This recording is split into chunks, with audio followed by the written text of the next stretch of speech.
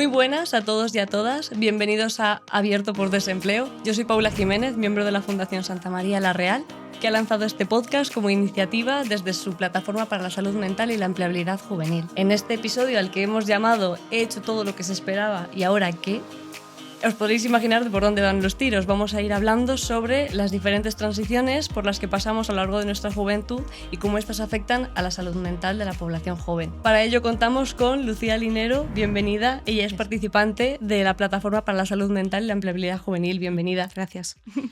Pues nada, muchísimas gracias por asistir y bueno, nos gustaría sobre todo pues conocer tu experiencia y cómo has vivido tú sobre todo pues este trayecto, ¿no? ¿Tú crees que es fácil el formarse todas estas etapas que estamos hablando, el formarse el instituto, la universidad? ¿Cómo consideras que es este camino? Yo creo que es un camino que está ahora mismo lleno de trabas, en el sentido de que desde el sistema educativo se impone un método que está, pues a mi juicio, bastante anticuado, en el sentido de que todo va a través de una evaluación de notas.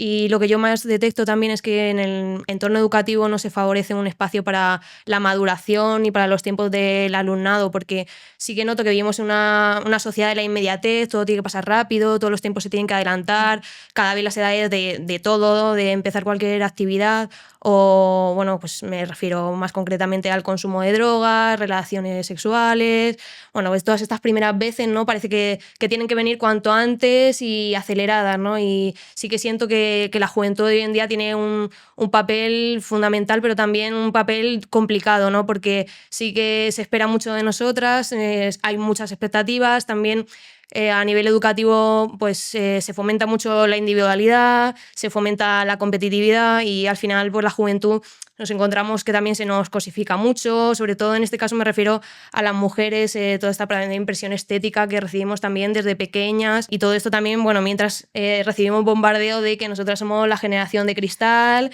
de que somos débiles y bueno, al final somos una generación donde yo creo que se persigue mucho el éxito desde edades muy tempranas y yo eso lo veo pues realmente peligroso porque tenemos que ser buenos atletas, tenemos que ser buenos estudiantes, tenemos que tener una vida exitosa, tenemos que ser cultos, tenemos que tener una buena relación con nuestra familia, tenemos que tener pareja, ¿no? Entonces, realmente vivimos, pues eso, con muchos ojos, con muchas pantallas mirándonos y, bueno, al final siempre tenemos que cumplir esas expectativas. Entonces, un camino un poco enrevesado. Ya, joder, que lo digas. La verdad es que precisamente esta etapa, ¿no? Que se está formando tu identidad, estás empezando a tomar las decisiones en relación a pues, tu proyecto laboral y todo esto. ¿Tú crees, cómo ves qué papel juega la presión social en todo esto? Sí, bueno, es determinante, ¿no? Porque al final muchas veces no puedes discernir entre lo que viene realmente de ti, de tu interior, ¿no? Pues lo que son tus objetivos, tus metas, ¿no? Tus aspiraciones más personales, de lo que la sociedad espera de ti o lo que se te ha inculcado o lo que, bueno, se bombardea hacia nosotros, ¿no? Pues normalmente de pequeños, pues ahora sobre todo en sociedades donde estamos influenciados por los medios de comunicación, influencers, etcétera, pues que quieren ser pues agentes mediáticos, influencers, personas de alto reconocimiento y validación social, ¿no?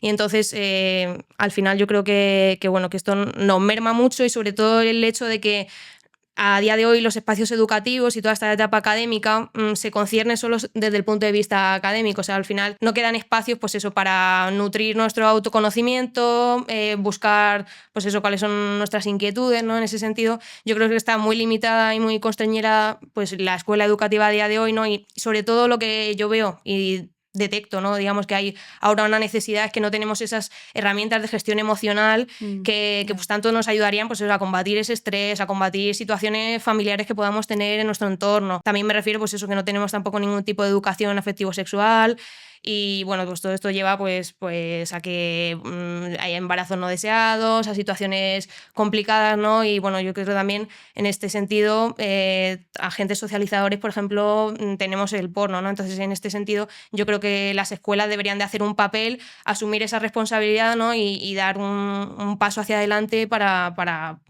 cubrir estas carencias que tenemos ahora mismo. Ya sí, que nos hace todavía como mucha falta herramientas, ¿no? Para poder gestionar como toda la vorágine de cosas que están sucediendo, que no son pocas. Y, por ejemplo, sacando el tema de la meritocracia que hablábamos antes, bueno, es que nosotros nos encontramos con mucha población joven pues que está muy frustrada, ¿no? Que al final ha trabajado mucho bajo el eslogan de que si trabajaba y estudiaba, pues tendría un futuro profesional, bueno, que aspiraba, Mm, y ahora se encuentran con que cuando han alcanzado esos méritos, pues ya no, mm. sienten que no son valorados y demás. ¿Tú crees que esos méritos de verdad pues es así, no se valoran o...? Sí, bueno, yo creo que ahora mismo a día de hoy no podemos hablar de una meritocracia a nivel efectivo. O sea, creo que bueno, todas podemos recordar incluso experiencias, ¿no? Sensaciones en las que nos hemos visto totalmente incapaces, pues a pesar de que tenemos un título universitario, tenemos un título de grado o cualquier tipo de formación específica para afrontarnos al mercado laboral y ver que eso no es suficiente, ¿no? Ver que no hay esa garantía. Luego también a este nivel los medios de comunicación nos bombardean todo con constante crisis, constante inestabilidad. Entonces eso también merma un poco nuestras expectativas, nuestro futuro, nuestras aspiraciones, ¿no? Porque al final vemos que no solo depende de nosotras, ¿no? Vemos que antes quizás sí podía ser un título, sí que puede ser un billete de ascenso social o una vía para construir un futuro, ¿no? Pero vemos que hoy en día no tenemos esas garantías y bueno, la verdad es que es muy frustrante, pero bueno, es el contexto que tenemos ahora mismo.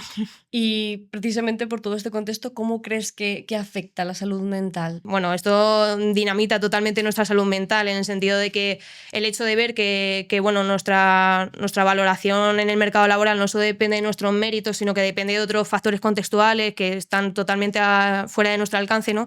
Pues bueno, imposibilita mucho. Es al final una carrera de muy largo fondo, de muy largo recorrido y al final tienes que mantener muy buena salud mental y muy buena tenacidad y disciplina para no perderte en el camino, ¿no? Sobre todo, pues, en contextos pues, donde a nivel familiar pues, las cosas no pueden salir tan bien o a nivel que, bueno, yo he visto también situaciones, ¿no? Pues sobre todo también para las personas migrantes que no tienen pues eso, ese entorno o esa familia que le haya podido acompañar en su aprendizaje. Luego también incluso pues personas del colectivo LGTB, ¿no? Que sus infancias y su trayectoria académica pues se pueden ver empañadas pues por situaciones como el bullying, el acoso, ¿no? Entonces ahí convergen muchos factores en los que no solo tu rendimiento y luego también me quiero referir, que me comentabas, ¿no? En cuanto a la meritocracia, todo el tema de un trabajo es un pasaje para conseguir, bueno, pues es un esfuerzo, ¿no? Realmente lo que nos damos cuenta también es que muchas veces en el sistema educativo cae en un etiquetaje.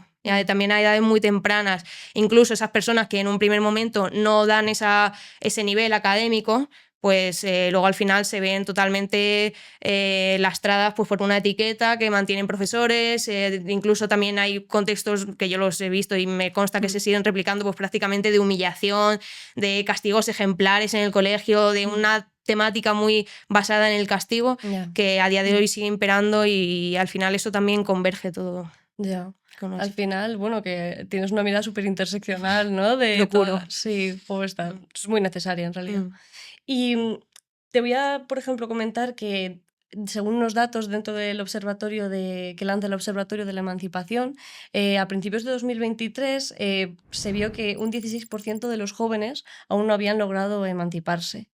Y queríamos preguntarte también tu opinión al respecto, ¿no? De cómo crees que puede afectar a la salud mental esta sensación de no poder cumplir estos proyectos vitales que al final pues quedan retrasándose, ¿no?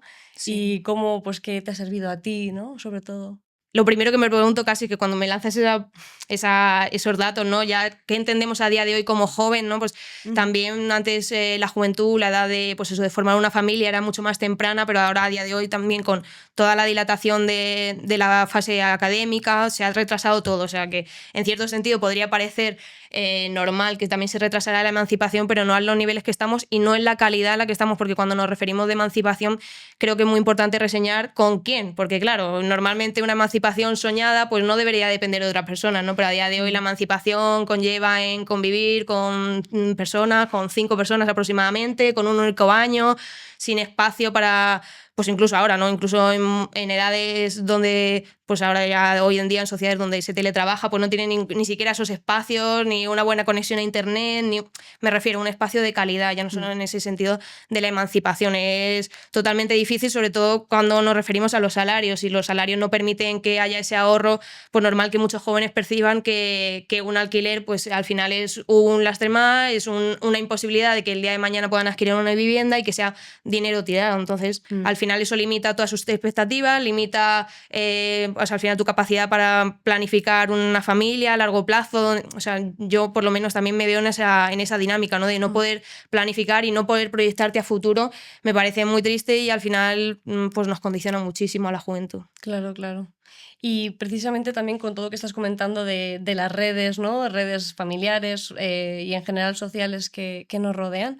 Tenemos aquí algunos datos de la investigación que realizó la plataforma y, bueno, cerca del 30% de los jóvenes que estaban en desempleo y el 20% que estaban en una situación de precariedad laboral tenían una red de apoyo menor. Y esto implicaba que al mismo tiempo sus redes sociales, familiares, etcétera, de amistades, son menos diversas y por tanto también pues menos extensas, ¿no? Lo cual esto dificulta que puedan tener apoyo emocional y también que puedan cambiar su situación laboral, ¿no? Es como que tiene un efecto multidimensional. Y según otro estudio de la Fundación Manantial, hay un 70%, cerca de un 70%, perdón, que está preocupada de compartir su situación emocional con sus familiares, porque tienen miedo de ser juzgados, etcétera, o de que no les entiendan o de preocuparles incluso, simplemente. Lo cual esto hace que mucha gente joven acabe pues aislándose, que es al final la situación más proclive que también encontramos, ¿no? Y nos gustaría saber, pues, ¿cuál dirías que es el impacto emocional que se genera, ¿no? En cuanto respecto a la familia, amistades y entorno social.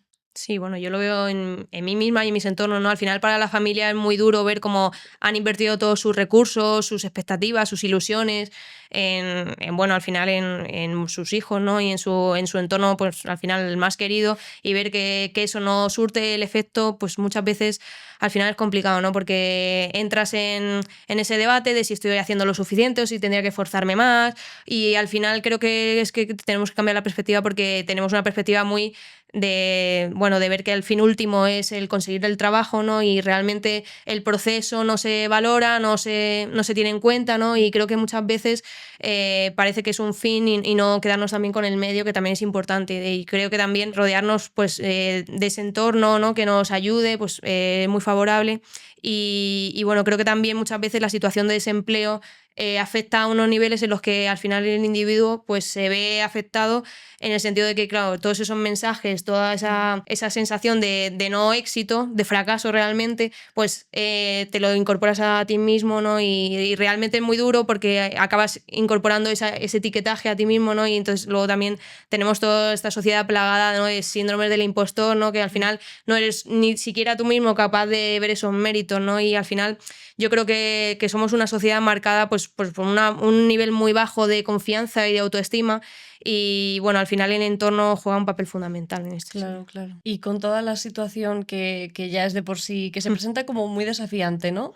Para la gente joven, ¿qué herramientas te han servido a ti en todo este viaje, por así decirlo? A ver, yo creo que al final las herramientas a las que recurrimos la juventud pueden ser muy diversas, pero bueno, creo que aquí cada uno puede tener su camino, ¿no? Pero al final buscar esos recursos, buscar esa ayuda, yo creo que sobre todo es muy importante esa red de apoyo, sobre todo en los contextos en los que nos referíamos anteriormente con el desempleo, ¿no? Que tendemos ese aislamiento, a sentir ese rechazo, ¿no? Incluso a eso desencadena pues no tener ganas de hacer planes, no salir, ¿no? Sobre todo cuando los planes de hoy en día en una sociedad pues capitalista pues pasan por el consumo, por el ocio, ¿no? Y siempre requieren un desembolso económico, y al final son las familias, son las amistades las que actúan un poco de salvavidas en situaciones donde el Estado pues tampoco está desarrollando los recursos y las necesidades de la juventud, ¿no? Si no es suficiente esas pequeñas ayudas de bono de alquiler, no son suficientes esas pequeñas bajadas del IVA de alimentos básicos.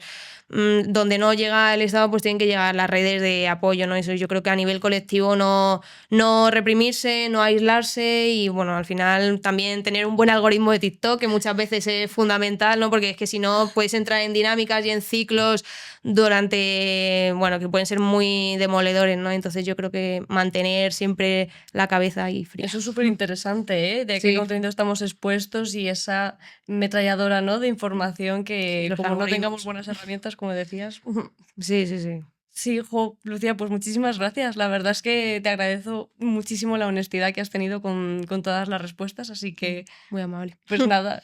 Bueno, ha sido un placer para mí estar hoy aquí. A nosotros por tenerte.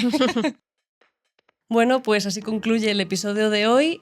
Creo que ha quedado claro la importancia que es para la gente joven que tengamos herramientas para enfrentar todos los desafíos que hay actualmente, que no son pocos. Y bueno, realmente no nos gustaría terminar este podcast lanzándoos un mensaje, y es que nos gustaría recordaros y recordarnos a nosotros mismos también que no estamos solos ni solas, que hay recursos de ayuda y que hay gente dispuesta a ayudarnos, que al final tenemos que intentar tener un rol más activo en cuanto al cuidado de nuestra propia salud mental y también de la gente que nos rodea. Y para ello, pues bueno, también nos animamos a compartir este podcast entre vuestras amistades, familiares y demás, y a seguirnos en nuestras redes sociales para que no os perdáis el contenido de este tipo: empleo, en precariedad y salud mental.